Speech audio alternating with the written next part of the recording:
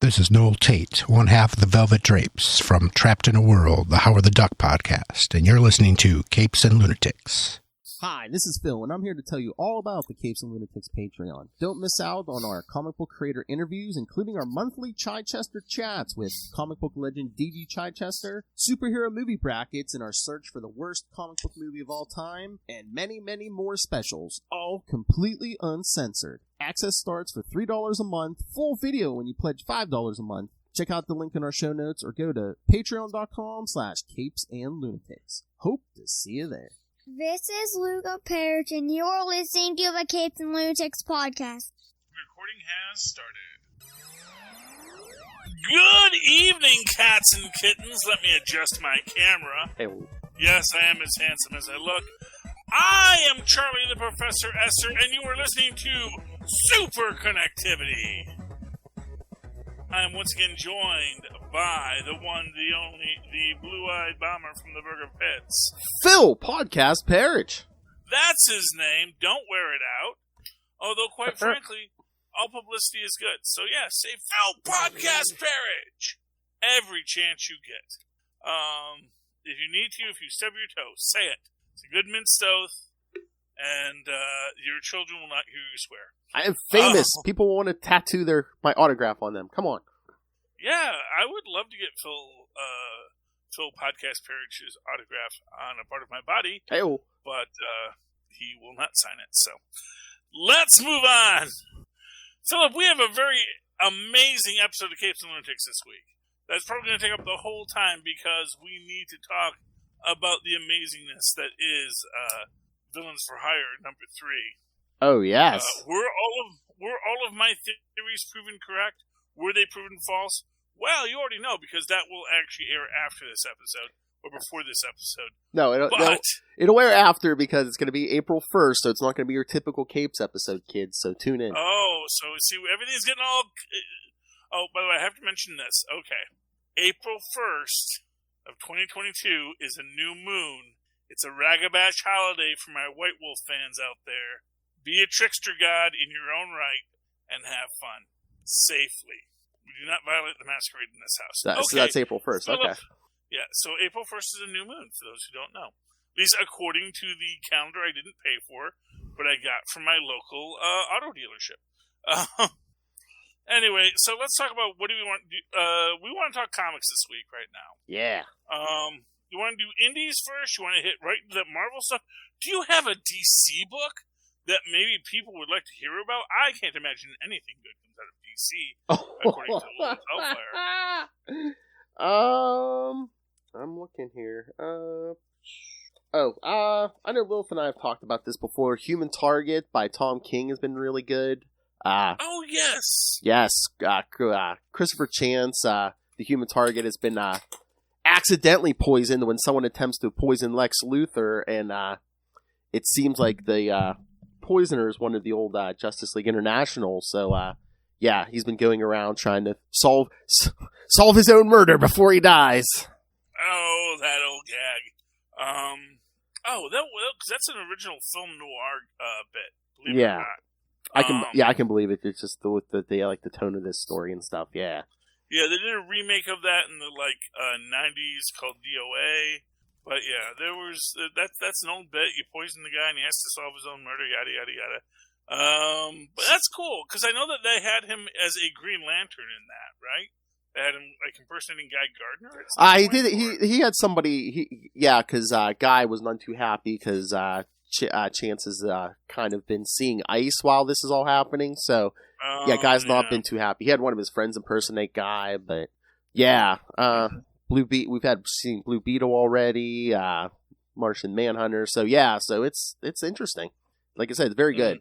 If you guys loved Tom King's Mr. Miracle, and then what was the last one? Oh, Adam Strange. What is that? Strange Adventures with Adam Strange. Yeah, you'll like this one. Well, sounds good. Tristan, thank you. Do not speak during the podcast or go somewhere else and do your adventuring. So I'm going to do my first indie of the week, The Phenomenal My Bad. Oh. This is your last chance to get on this hot, as yet unexploited IP, kids. It is for as silly of a book it is. To me, this is the South Park of comic books. Where that, it is almost deep, is insanely silly, but at the end of the day, you kind of feel like, I could almost defend this to people that I bought this comic book. You have to call it at the start. It's original piece approved by the Comics Code Authority, and then if you read the fine print, it speaks ill of both comic creators and those who read it. And honestly, it's like, I see too much of myself in this. Stop that. Don't make me feel bad, comic book. Then we go into the adventure. For those who don't recall, the Accelerator was horribly murdered in the previous episode. Oh yeah. And now everyone's like feeling bad. They're going to his chicken restaurant to speak of, how much they miss the Accelerator. And of course, Emperor King, who has given up his life of crime at this point, was a former arch nemesis of the Accelerator, is feeling kind of bad about this. But his good friend, what's his name? Rush Hour, who continues to be his friend despite the constant acid baths. And bionic limb replacements, says, everyone really likes the Accelerator because they have this whole new thing to prevent tailgating and make traffic flow better. They call it the Accelerator tailgating warning system. But they've said that there's going to be this big announcement, which the Chandelier, as you know, is a jerk. He is your typical Bruce Wayne type. He is certain that that Emperor King is going to be revealing his secret identity at the big event he's doing. But instead he's not. So he goes to Los Angeles. He can't find a place to park, so he goes to Burbank. That's just like, I'm guessing California humor. I don't know. Gets a random group of people in costume to drive him, tells them that the interns of justice. Meanwhile, Emperor King is remembering his difficulties he had trying to invade Canada and be declared their president, only to find out they don't have a president in Canada. It goes on and on, but it's wacky. Anyway, you get to the big moment where the Chandelier decides to confront Emperor King to prevent him from defeating him, from revealing his secret identity. But then, of course, when his actions almost injure people, Rush Hour runs to stop him, defeats him horribly, and because, again, he doesn't have any superpowers, he crashes down and basically outs himself as the Chandelier, which makes Emperor King sort of like, oh yeah, I remember that, I actually didn't know who the Chandelier was, but I realized he was probably a billionaire. So I just sent a cheap gift to every billionaire in the country, knowing that whoever got it, if they were the Chandelier, would be obsessing about the fact that I sent them this gift. So he outs himself, wackiness ensues. He's all mad now because he can't live his double life, but he also, and you really get this idea that basically his superheroism was always about his vanity. And the Emperor King, he's like, it's weird. After I stopped being a supervillain, my last caper actually proved exactly what it was supposed to do. And they just decide to move on, and we see that Manchild goes and helps out Winthrop, the Chandelier. He's going through his hard times. And that is, generally speaking, the end. Do we get an after credits? Yeah, we do get an after credits. Well, actually, the big after credits. Okay, so there's two after credits. One is this nice finite crisis, where you find out the giant lizard people that destroyed the Accelerator are actually a group of lizards who go to various planets to steal their salt. And, by stealing the salt, by stealing all their oceans and then stealing the salt. However, a very good liar on the Accelerator's homeworld explains to them, no, our oceans are fresh water. There's no salt here.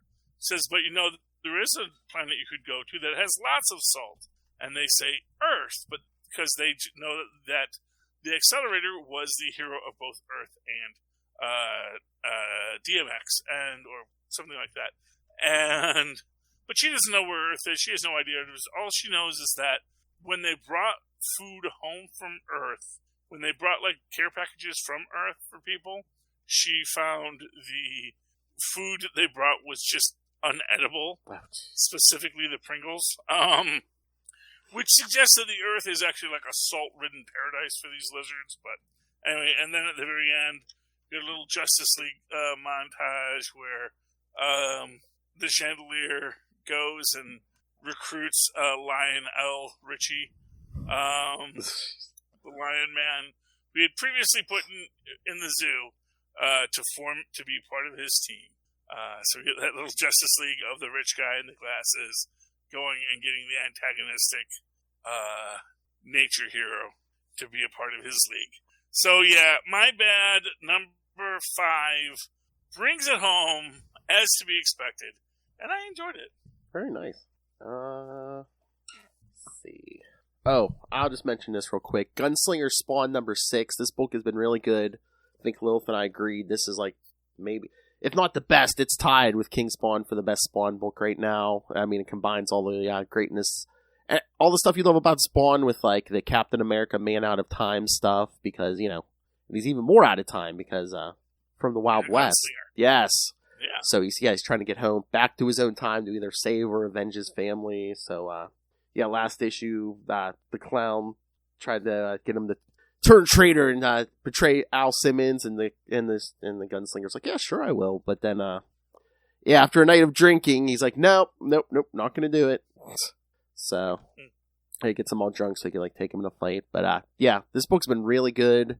The art is spectacular, Brett Booth art. So this is and again, I mean, don't get me started on Marvel this week. Those paper thin, literally, some of those books feel like tissue paper. They're made out of tissue paper from Marvel.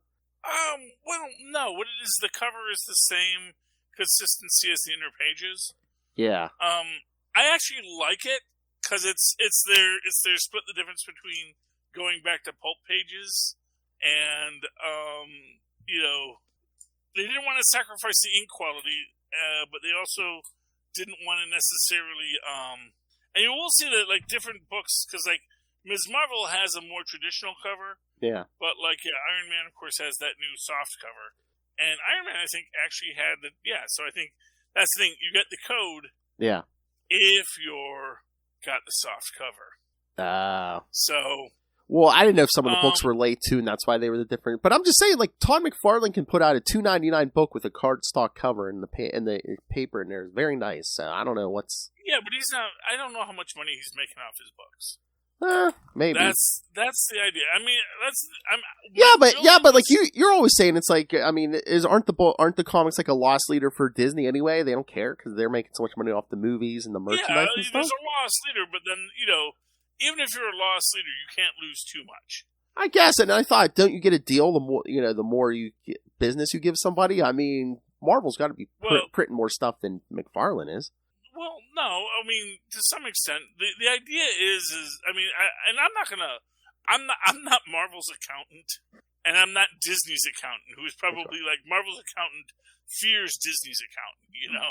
That's the thing. It's there's all these layers of the accountancies.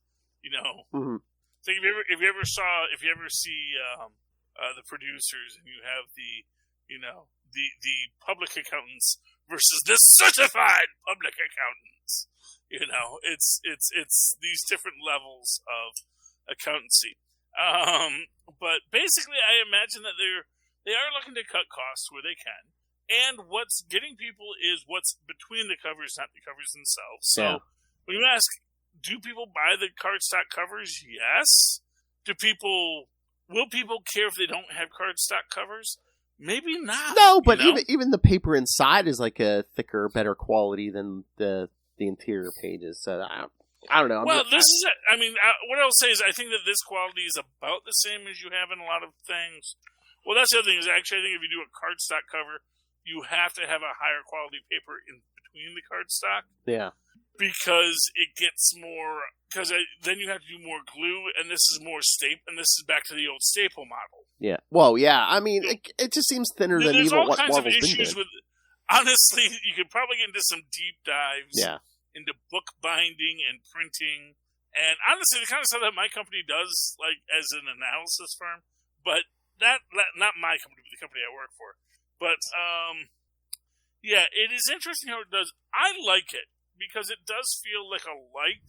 I can feel the water draining from my fingers as I hold it, just like proper newsprint.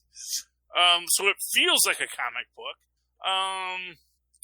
And quite frankly, if it's a little more delicate, that only helps the resale market. Well, that's what Lilith was even saying. Yeah, they'll probably be worth more again because, if they're easily to damage, And to be fair, that really is the whole thing. If you are a collector, the more delicate they make these. Oh, yeah, the more they're worth. If they're the in good more condition. you're never open to, book is. I mean, quite frankly, if you have a cardstock cover that could have been slipped between your mattress for 4 years and looks as good as the day it was printed, that happens to a lot of books. These, you had to be very careful from the very start. Oh, yeah.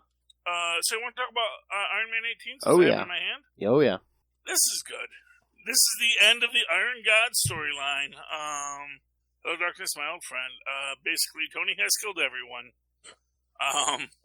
And him and Hellcat go on a little journey of, we're not so different, you and I. But they all had, like, these parents who, imagined their perfection and demanded it, and yada yada. You get a little scarecrow motif here, because mommy didn't love them enough, I suppose is the idea. And Tony does a great breakdown of Dr. Jekyll and Mr. Hyde, which I think a lot of literature professors have done before. Many people will say, oh, he's cribbing from Alan Moore, and he may be. But, excuse me, I don't think that's really necessarily the point, because, as I said, that is one of the many interpretations of the Jekyll and Hyde mythos.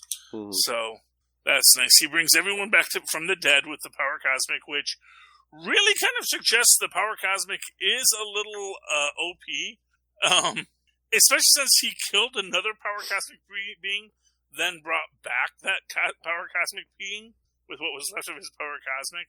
Of course. Then, well, I don't know if it's the same power cosmic that, like, the Silver Surfer. I'm trying to. Yeah, I mean, this is like Prime Galactus uncut. Oh, yeah. It's the uncut raw power cosmic. This is the stuff that Galactus mainlines. Although, arguably, if you remember from A Reckoning War, the idea of that what Galactus breaks things down into is actually what is the energy from the previous universe. It's like a whole digestion process, and this is sort of like the stuff from which the universe is made, is the arguably. And then, of course, he gets mugged, he hands over his wallet, and then goes into heroin withdrawal. And then we get this fun scene, which we assume is not a hallucination, with Korvac coming back, and I will kill you because if I just kill everything, yada, yada, yada, yada. Oh, no. You know what this guy's going to be? Yeah, because Korvac's like, you're going to be the first one. And then, like, Tony's dying. He's like, Stark?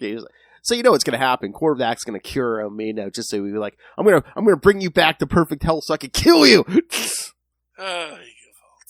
Kids today, Philip. Kids today. I want a worthy adversary. No, you don't. You just want to see. That's how you know it's not really about the end. It's about the journey. Like when you try to put obstacles in your way. And by the way, Doom was just like, that Doom is just like, why has my life been? Why does everyone be mean to me? Oh, I love when Tony's just like apologizing to everyone he killed. Sorry, and he gets to Doom. He's like, no hard feelings.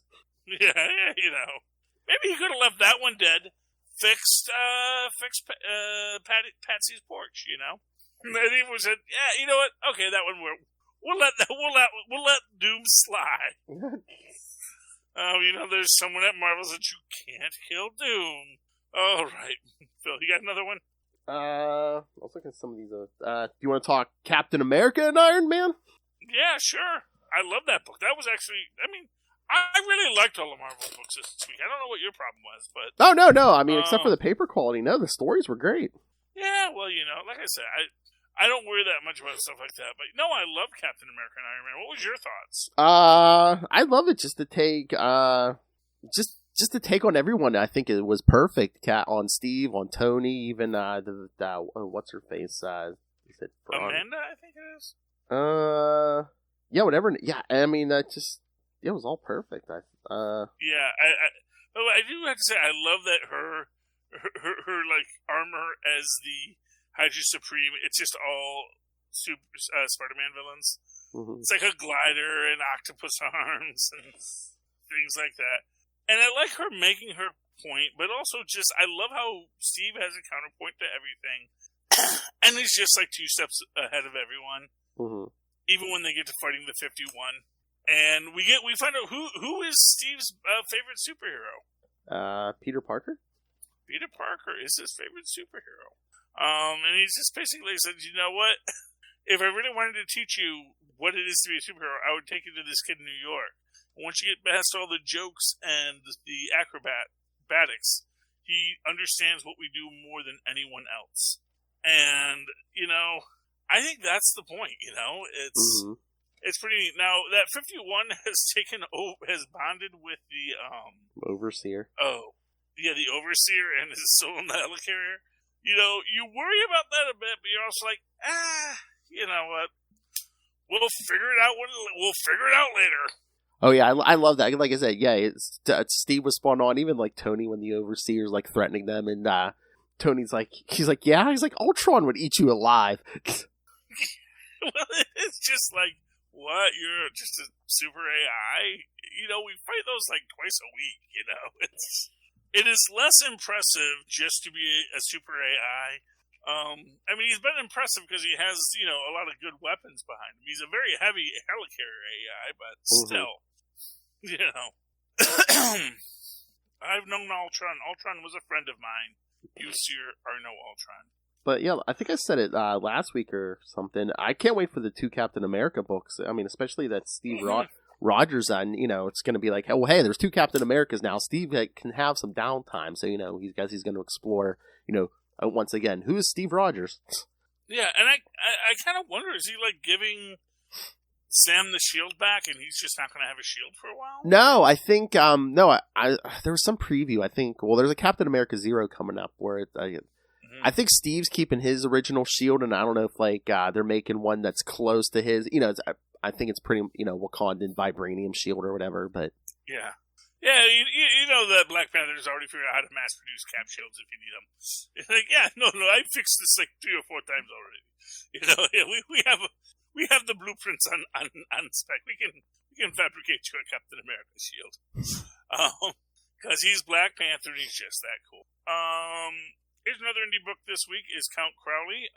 1 of 4. What? Yes, because it's back. They brought back Count Crowley. Apparently, my love of it has returned. We open up with a classic little horror host montage where the decomposing artist does her whole thing. We see her at AA. She's approaching this one dude who she thinks is a werewolf. Then we cut to the spooky boardroom. Ooh. Where people are being evil, as they do. We then have Count Crowley meet up with the original Count Crowley, who basically explains that, here's how, to kill a werewolf, you have to chain them up, pry open their jaw, and cut out their tongue. That's the only way you can kill a werewolf. Which I love the fact that, because basically he's saying, all those myths you hear about how you kill these things, that's just propaganda. So you don't know how to kill these things. Because he also makes this point that vampires, there's no way to kill a vampire. They're immortal. They don't die. No matter what you do, they will not die. And then you basically see one here. There's a line in here about whether or not, Cross's work. He says, well, if religion kept them away, they wouldn't wear the high collars. There wouldn't be so many of them wearing the high collars. I don't know if that's implying that Catholics wear the high collars because they're afraid of vampires biting them, or that there's a lot of vampires in the Catholic Church. I think you're allowed to make your own interpretation from that. Anyway, there's a lot of great ratings on the Count Crowley show, so they're doing well. But she goes and finds her werewolf when she confronts him. He's talking about how he was with a girl named Crystal and they were doing meth and yada, yada, yada. And you realize that he's not the werewolf. She is the werewolf. And then we get at the very end after she fights Crystal wolfs out. And that is our cliffhanger for issue 2 of 4. So, I'm glad that Count Crowley is back. They make a really nice thing about the pronunciation. That it is Crowley as opposed to Crowley. Because they emphasize the E in it. It's the E after the O. Even though CROW is Crow. But yes, it's Crowley, a master of magic and holy. Give me another book, Phil. Maestro number 2. Maestro number 2.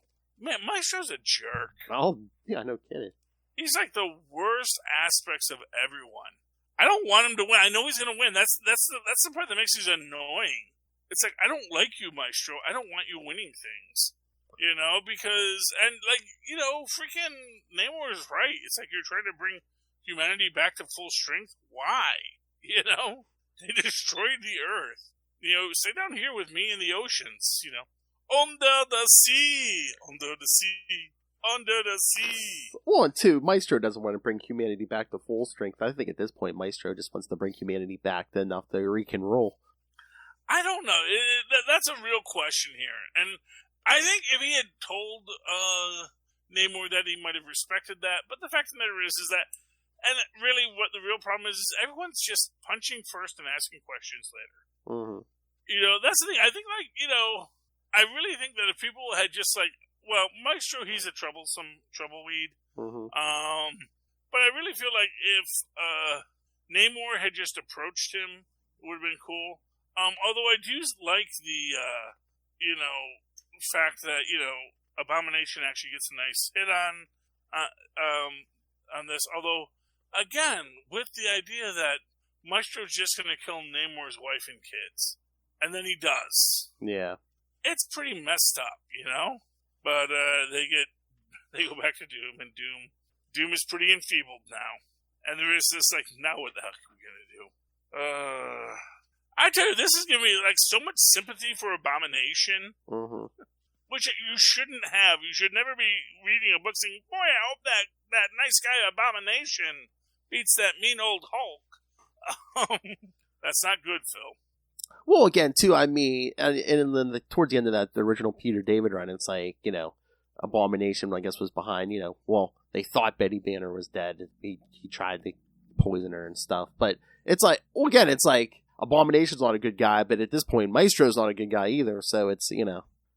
There's not a lot of people to feel bad for at this point. It's like I always say, it's like I may be a son of a coyote, but I'm not a melon farming son of a coyote. And it's... But it's one thing that Maestro can breathe underwater now, which I forget if he explained how he can do that, but... Yeah. Well, that's something Peter David did eventually. I believe that was Peter David who did that, too. He said, actually, he can just breathe underwater. I mean, it's one thing to breathe underwater, but everyone's carrying on full conversations underwater. Yeah. Well, I mean, that's just, What dumbass wrote this? It was a weird thing when they did it the first time. Although, I guess, he has super powers and he can vibrate his larynx however he wants, It works. If Namor can talk underwater, I guess anyone who can breathe underwater can talk underwater. That's true, yeah. It's odd and it's weird, but we'll allow it. I guess it's Atlanteans, 2 Gamma guys, and an android. So yeah, I guess it's possible. I mean, honestly, that the Human Torch can burn underwater is the weirdest one to me. But and then apparently, when they rebuilt this Jim Hammond, he really has no sense of where he is because he's like, "Who's this guy?" Well, it's like Maestro didn't even seem to know who Jim. I'm like, wouldn't Banner or somebody know who Jim Hammond was? Or well, at least it's heard an of him? alternate universe timeline, That's I guess, true. and the idea is that somewhere he knows. Oh yeah, there was that other Human Torch that Phineas Horton made. He's been around a while. Okay, this is fun, Department of Truth, where we fake the moon landing, and this is where everything just starts to break down. And apparently it's Frank Capra is the head of the Department of Truth in this one. So, that's a little weird. And they meet with Nixon, and Nixon's like, hey, that young guy, Lee, he looks familiar. Anyway, plotline. They realize that, they're trying to recruit. They're basically explaining how the Nazis figured out this power, how the Russians have this power, how we have this power, how we're all trying to build these competing myths, and how, because the Apollo 11 doesn't think it's going to go, they're going to fake the moon landing, and they have to get that Stanley Kubrick in for it, because he knows how to make magic.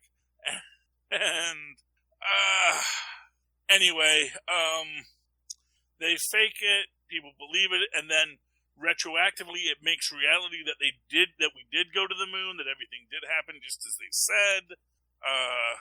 And Nixon tries to say, hey, we could make anything be real, yada, yada, yada. And Lee starts saying, you really can't do that. If you try to make it too much, it's going to blow up in your face.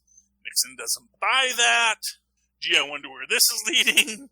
And then at the end, we see the woman with no eyes on the moon being so happy that she sees the flag on the moon and then holds the earth in her hand. Isn't that lovely? Oh, yeah. What issue was that again? That was Department of Truth, number 17. Okay. Can we pause for 1 second? Sure. Okay, just a minute. Sorry. Oh, good. I can, Yeah, I know we're a little ahead of schedule. Yeah, no, I can BS. No. Good. Alright, kids. Well, Charlie's on here. What book would I talk about real quick? Oh, Venom Lethal Protector number 1 was out this week, kids. If you love 90s Venom, this is set during that period. It's by David Michelinie, who, the writer who created Venom. So, yeah, it's, really good. We have him battling, who are these guys? They're from a 90s Spider-Man issue. They're like, evil versions of the Avengers, Jagged Bow, Death Shield, and Blood Spider, who are basically Hawkeye, Spider-Man, and Captain America. And it's not all grim and gritty. It's nice because it has the 90s feel, but it's like it's not completely like grim and gritty because we get a confrontation between Venom and who is this? I want to say Humbug. Is that this guy's name? Yeah, I think. Yes, Humbug. The weird little guy. Yeah. I've only seen him a few times, but yeah, it's so you get a nice little Venom feel to this, but you also get like some humor in here, and of course, we're doing a 90s Venom story, so it looks like we're going to be doing the Life Foundation. Eddie goes to see his ex-wife, so yeah, you get little touches from the movies too and stuff. So yeah, any Venom fans, especially like classic Venom fans, yeah, you want to pick up Venom Lethal Protector number 1. It's yes, very good.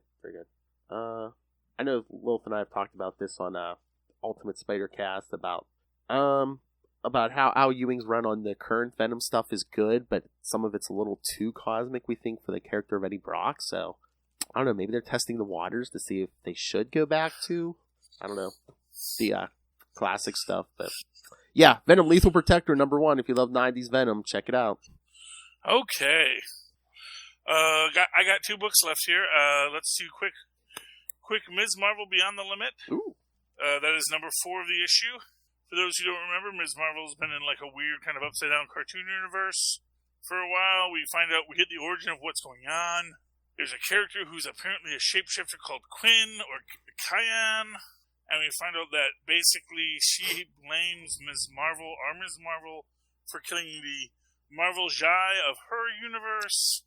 And we get the flashback of what's going on as Wasp fights Kane, and Ms. Marvel works through it, and we basically see in her universe, basically, they had solved all the problems forever. Yay.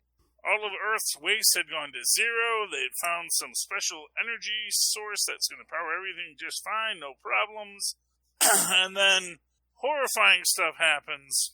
And Kane is caught in the middle of it. Ms. Marvel goes to save her.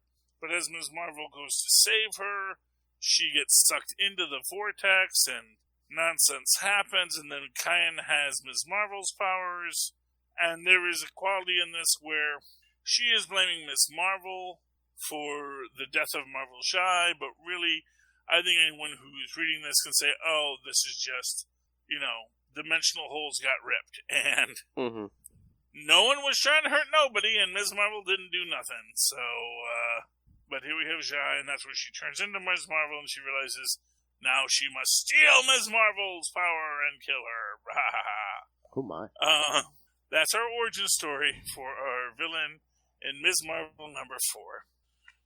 Okay, I got one more book. Do you have one to do before we get to that? No. Bring it home, Charlie. Okay. So one more book. My last book this week. Well, not my last book. We've got one more book to talk. Yes, but on this show. But my last book this week is Shang Chi Number 10. So for those who will recall, these big old dragon dogs are going to kill all of Zhang Zu's offspring, which, as we found out, could be a lot because Zhang Zu was not careful. Even up until recently, where he's got like 18-year-old kids running around pulling heists. And, they find Shang-Chi's sister, who's working as a lumberjack at this point, which I just love, and also it's just like everyone knows she's like super powered, but they don't care. This is the freaking Marvel universe. I don't care that she's super powered. I just think she's trouble. She's got that David Banyan vibe, just someone who's just really more capable than they need to be there, and it's like, oh, you got trouble following you, don't you? And of course, trouble follows as her grandfather shows up to kill her. And meanwhile, Brother Saber is attacked at the vault. And, Shang-Chi, he's finding it hard to walk this line because officially he is being a good guy. And he wants the 5 Weapon Society to do good. And it's not that anyone opposes this, but, they have lives and there are real people's lives involved in all of the bad that they have done in the past. And in the end, they realize that if they don't break their brother out of prison, he's not going to be safe. So they eventually go, they get their sister, they bring her back. The grandfather has her hand, which is what he's going to use in a ritual to kill all of Zhang Zu's bloodline. Because, dude, just have a Snickers. Really? And they all go to the land of Taolao, just south of Kunlun, where the gods dwell, and they're ready to party or be attacked, one or the other. And that's how we end it. It was an exciting book. I enjoyed it, Phil. I like the Shang-Chi stories. They're really good.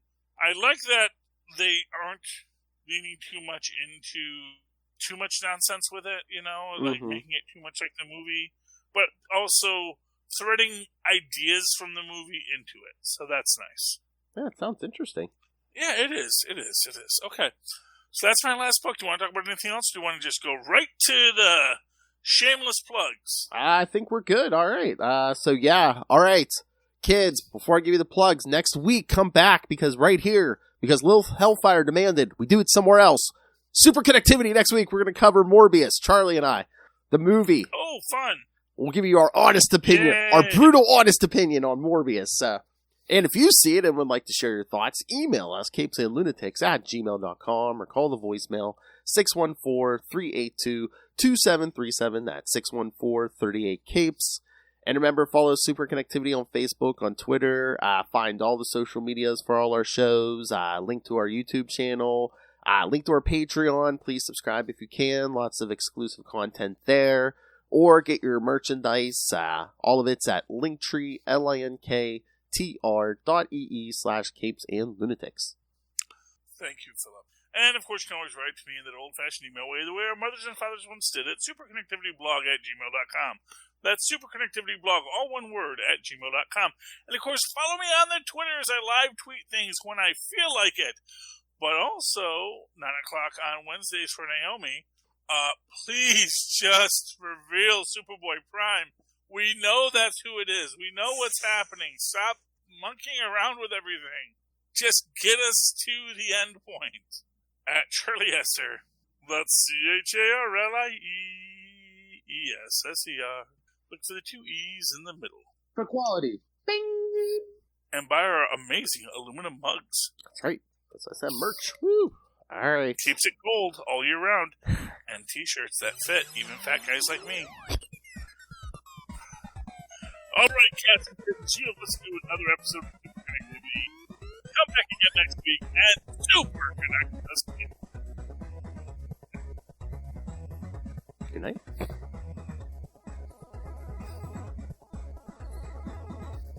Just gotta hit those selling points.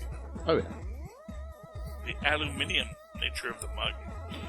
So people see that. I worried for years that this was just plastic with maybe an aluminum lip. No, it is aluminium all the way down. As if it were turtles under an elephant. Just like a new shield. Aluminium.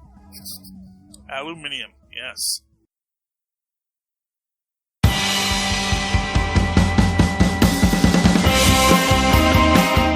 Hi, I'm one of the High Priests of Khonshu Ray, and I have the sacred privilege of providing you, the Looney listener, with a podcast honouring Marvel's very own Moon Knight.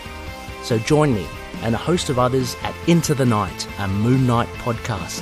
Follow us on Facebook, Twitter and Instagram, or support the show by becoming a Patreon member. Into the Night, a Moon Knight podcast. It's time to get your Khonshu on.